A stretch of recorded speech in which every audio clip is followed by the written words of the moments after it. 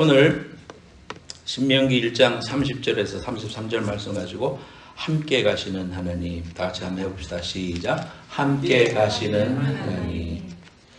제가 해군 학사장교로 1988년에 입교를 해가지고 처음 부임을 받은 장소가 우리나라 토끼 꼬리 있잖아요.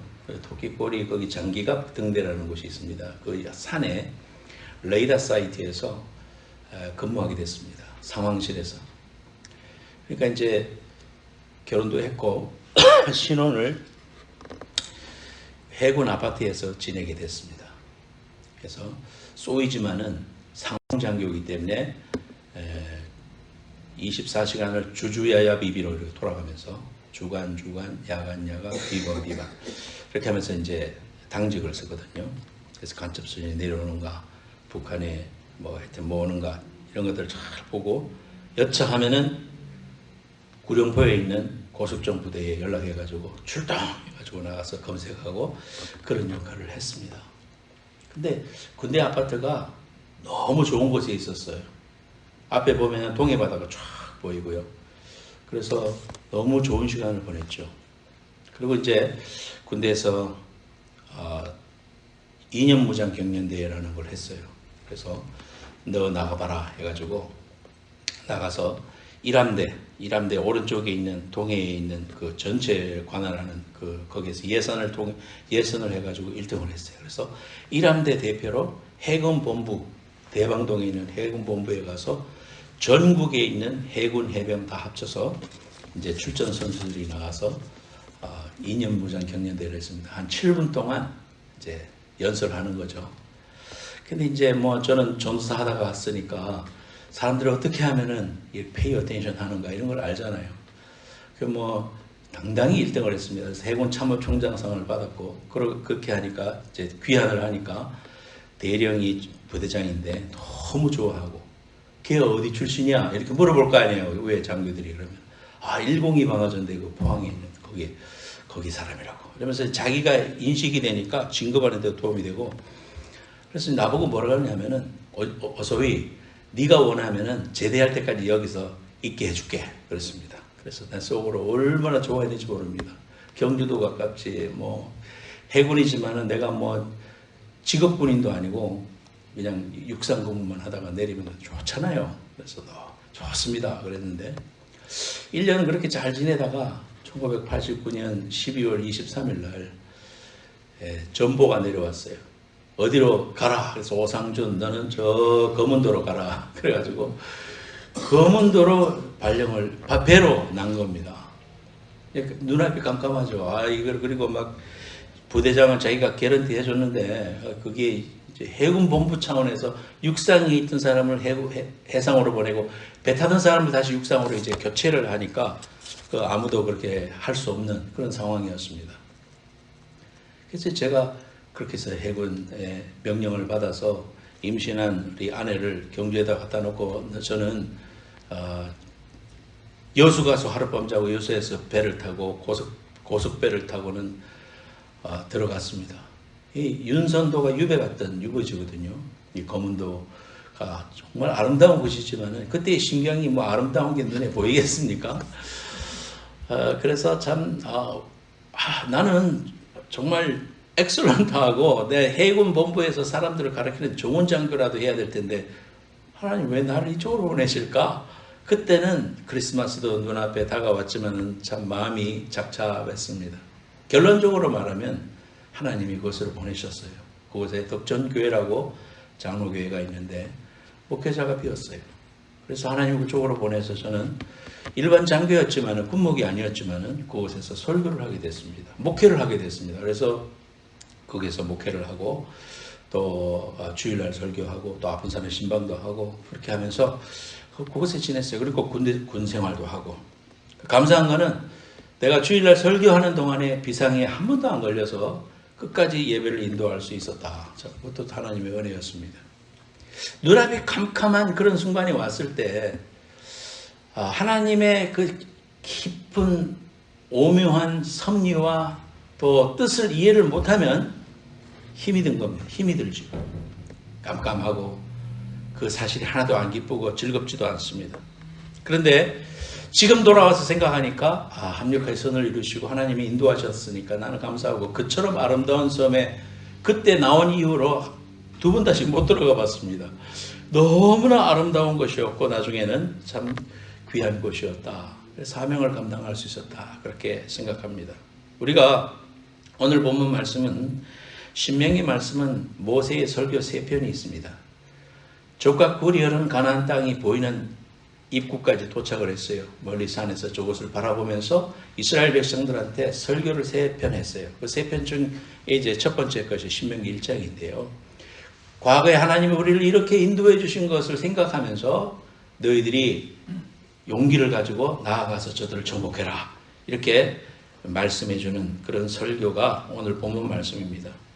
5절 말씀해 보니까 모세가 요단 저쪽 모압 땅에서 이 율법을 설명하기 시작하였더라. 그렇게 말하고 있습니다. 첫 번째로 문제 앞에서 믿음을 잃어버림입니다. 문제 한번 따라해 볼까요? 문제 앞에서 믿음을 잃어버림. 시작.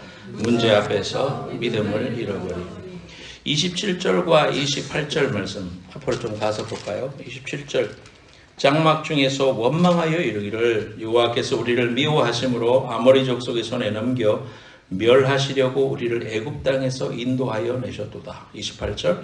우리가 어디로 가랴? 우리의 형제들이 우리를 낙심케 하여 말하기를 그 백성은 우리보다 장대하며 그 성읍들은 크고 성곽은 하늘에 닿았으며 우리가 또 거기서 아낙 자손을 보았노라 하는도다 하기로 그랬습니다. 가데스 바네아에서 정탐꾼 보내가지고 돌아왔을 때 사람들의 이야기를 통해서 사람들이 낙담하고 막 하나님을 원망하고 괜히 나왔다. 우리가 죽게 돼. 여기서 죽이려고 하나님 우리를 보내셨나.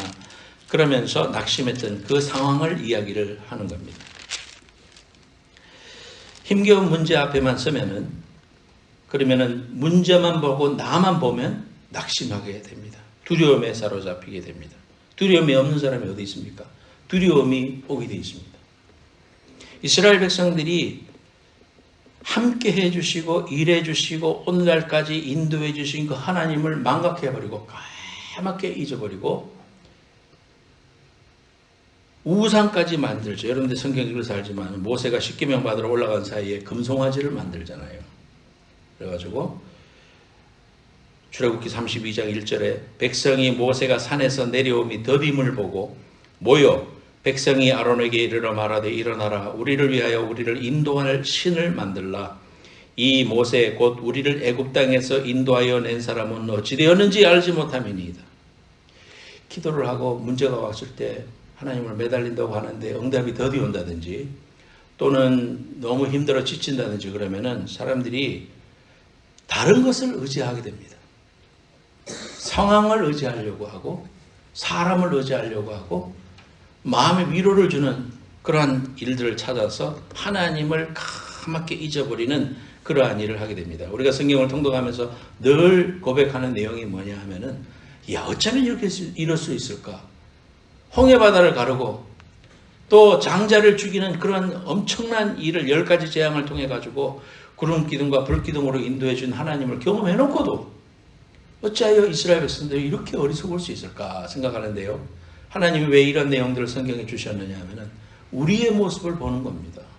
우리가 믿음이 있노라고 하고 직분이 있다고 하고 하나님의 체험이 있고 하나님이 인도해 주심을 경험했으면서도 불구하고 힘겨운 문제 앞에서 믿음으로 서지 못하고 자신만 바라보고 두려움에 사로잡혀서 일어서지 못하는 그러한 믿음을 잃어버리는 것입니다. 제가 구원 간증하면서 말씀드렸던 그 집에 며느리가 귀신이 들렸는데 시어머니가 어느 날 우리 어머님이 가서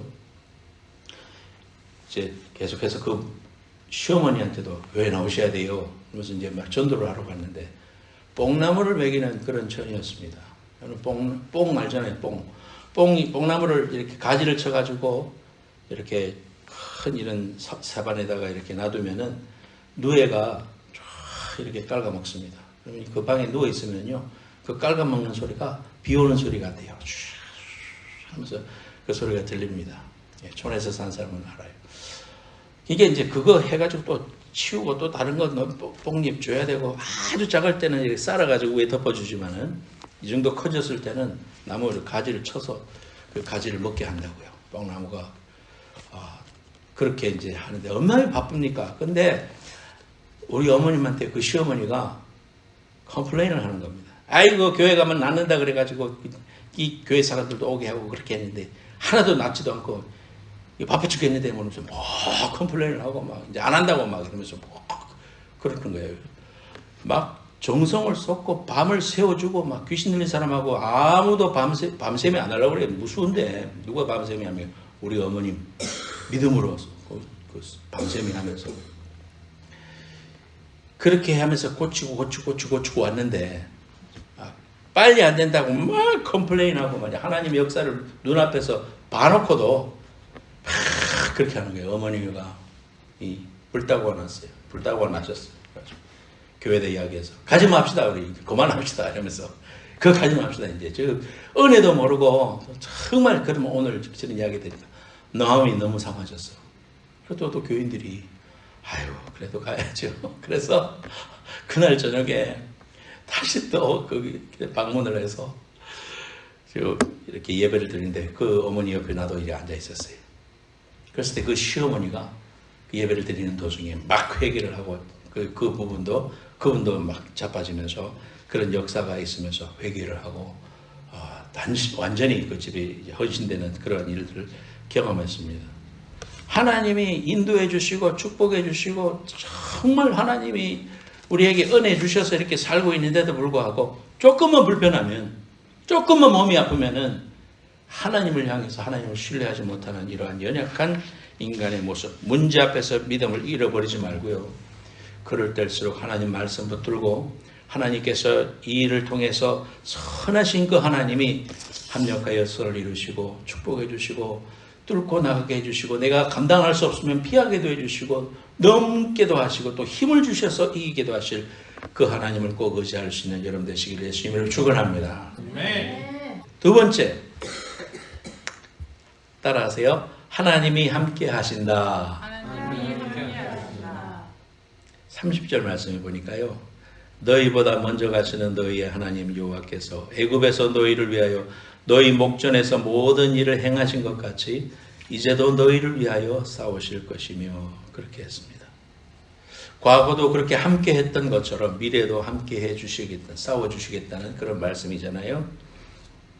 그 하나님이 그들을 버리지 않고 먼저 가시면서 그들과 함께 싸워주시겠다고 약속합니다. 오늘 본 말씀을 내가 여러분 읽으면서 참 마음에 감동이 됐었습니다. 너희보다 먼저 가시는 너희의 하나님 이렇게 말씀해 주셨고요.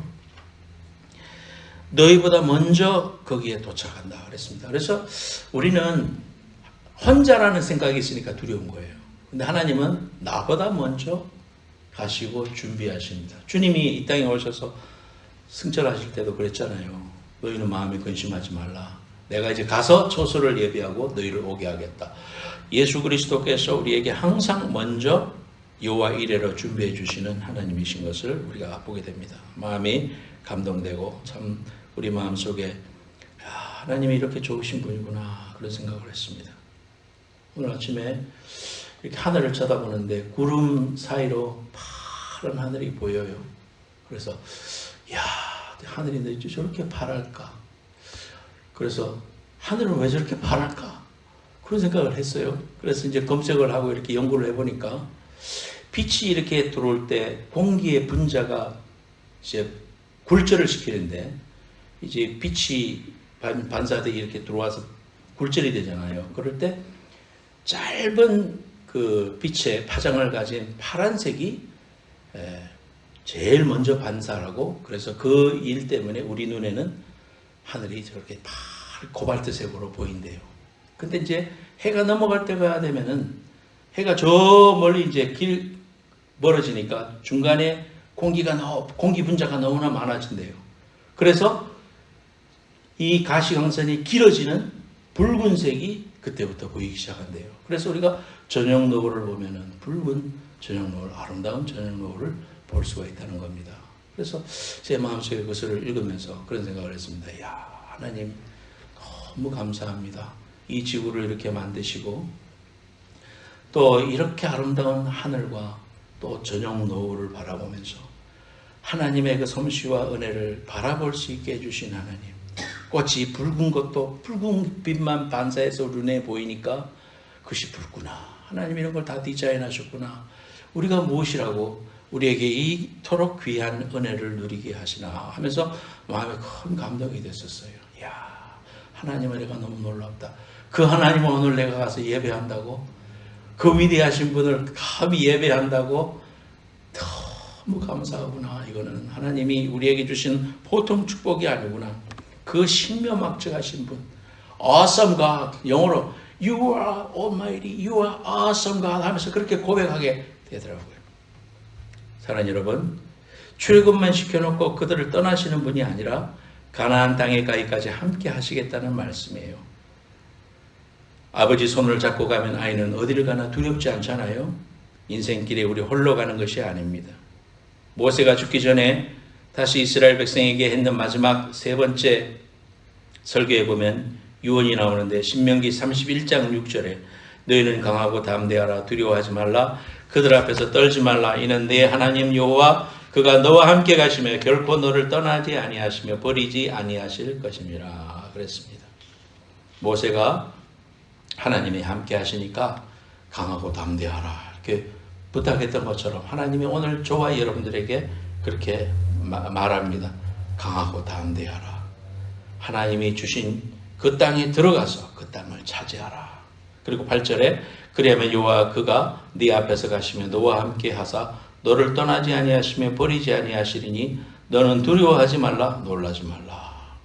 사랑하는 여러분, 우리가 찬송 부를 때 하나님 한 번도 나를 이제 마지막으로 찬송 부를 텐데요. 하나님 한 번도 나를 실망시킨 적 없으시고 언제나 공평과 은혜로 나를 지키셨네. 오 신실하신 주, 오 신실하신 주.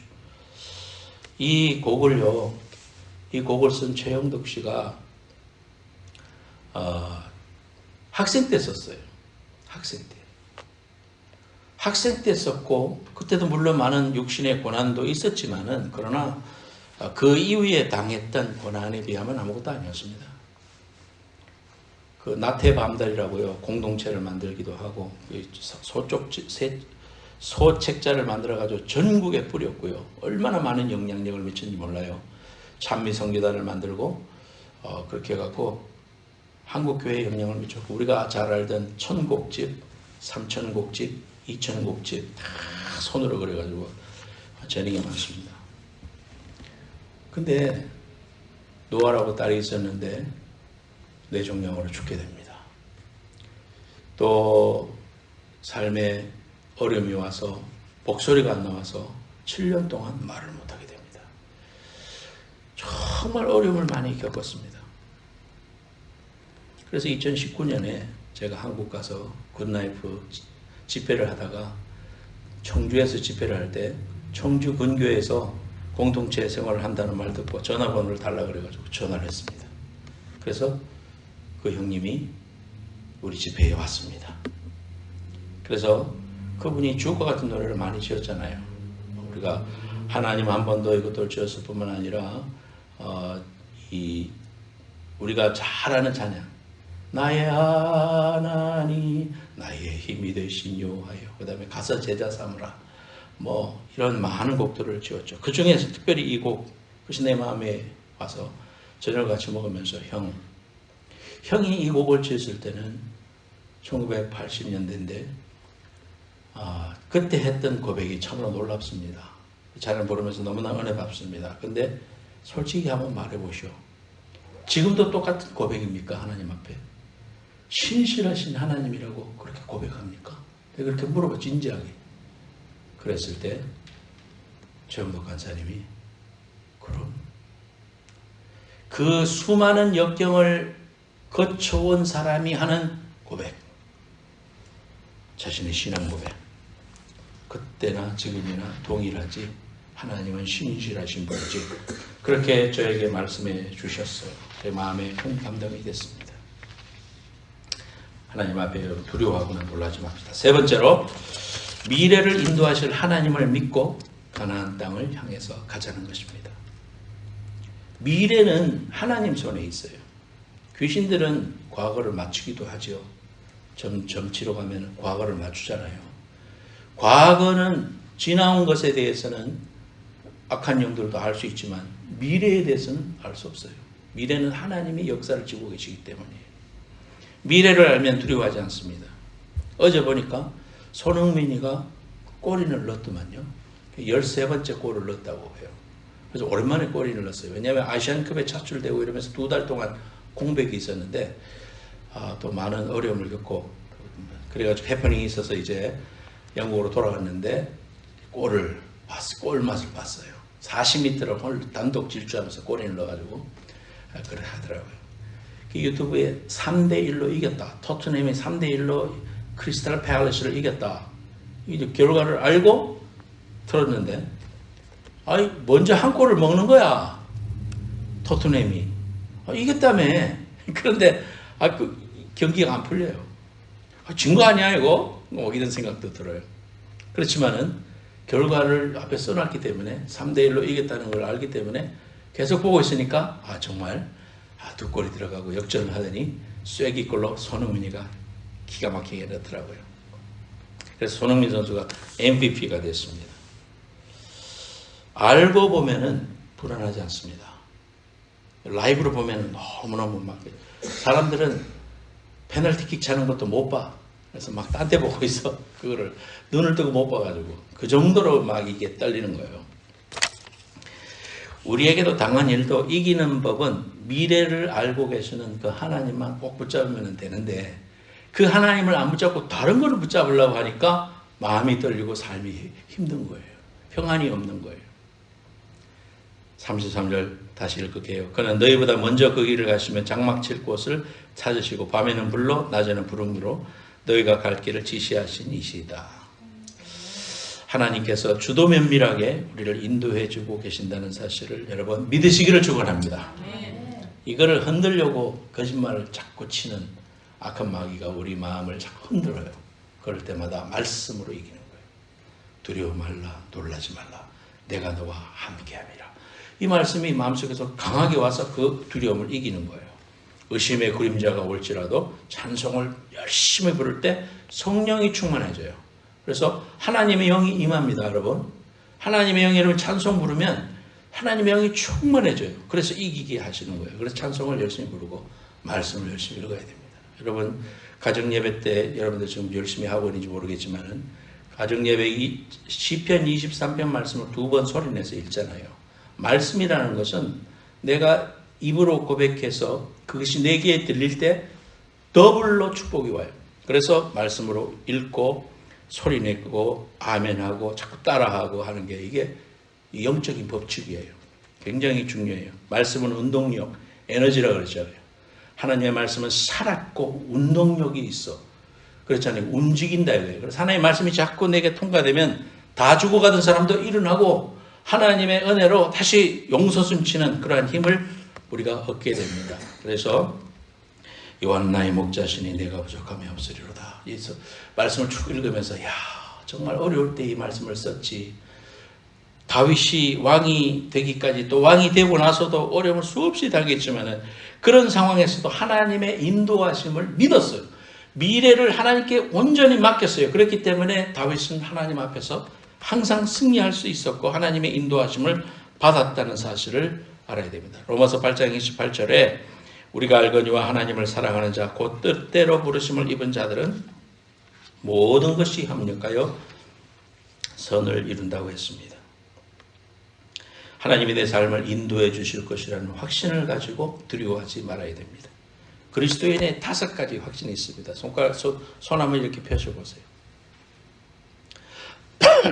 구기승사인 시작. 구기승사인 구원의 확신. 하나님이 구원을 우리에게 주셨다는 첫 번째 구원의 확신. 기자로요. 구기승. 기는 기도응답의 확신. 그래서 기도하면 하나님 들으신다는 믿음이 있으니까 기도하지. 주실까 말까? 이러면은 기도가 안 되지. 확실히 믿으니까 기도하는 거예요. 그 기도하는 사람은 믿음이 있는 사람이에요. 승리의 확신. 마귀가 지금 온갖으로 날뛰고 이 지구를 흔들고 막 문화를 잡아서 흔들고 동성애를 흔들고 막 그렇게 해도 그들은 멸망한다. 우리는 승리하게 돼 있다. 국위승. 그 다음에 사인. 사죄의 확신. 그래서 우리 죄 용서함을 받았다는 확신. 사죄의 확신. 죄의식이 있고 문제가 있으면 구원파한테 백발백중 넘어집니다, 여러분. 죄 지어요, 안 지어요? 죄 짓는데요. 그럼 죄인이네. 죄인이 천국 가요, 못 가요? 못 가요. 당신 못 가네. 여러분, 100% 넘어집니다. 하지만은 사죄의 확신이 있는 그리스도인들은 말씀을 통해서 주님이 우리의 죄를 사하시고 우리를 불의해서 우리를 깨끗게 해주셨다고 요한일서 1장 9절에 말씀하셨는데 당신이 무슨 권리로 나한테 죄 용서 못 받았다고 말하는 것이요. 사탄은 뭐라 그래. 그렇게 말할 수 있어야 됩니다. 하나님의 말씀이 우리가 알 때 사죄의 확신이 있어요. 과거 죄와 현재 죄와 미래의 죄를 다 용서해 주셨다. 사죄의 확신. 그리고 5번째, 인도의 확신입니다. 하나님이 나를 인도해 주고 계신다. 불확실한 미래를 보면서 살지만 불확실한 미래 가운데서도 확실하고 세미하게 인도하시는 하나님에 대한 인도를 확신해야 됩니다. 잠언서 3장 5절 6절에 너는 마음을 다하여 여호와를 의뢰하고 네 명철을 의지하지 말라. 너는 범사의 길을 인정하라. 그리하면 내 길을 지도하시리라. 여러분, 앞길이 여러분 육신의 눈으로 보면은 깜깜하고 야, 병이 나을까? 야, 정말 우리 집이 일어설까? 우리 가정이 다 구원받을까? 내가 건강해질 수 있을까? 뭐 이런 거 구름 속에 있는 것 같고 불확실한 것 같지만은 하나님이 인도하신다. 나를 책임져 주시고 나를 사랑하시고 내 기도를 들으시고 내 죄 용서해 주셨고 인도해 주신 것을 확실히 믿는 사람, 불기둥과 구름기둥으로 인도해 주실 것을 확실히 믿는 자에게 마귀는 건들 수가 없는 거예요. 여러분, 믿음으로 승리하는 여러분들 되시기를 예수님으로 축원합니다. 단성 부릅시다. 오 신실하신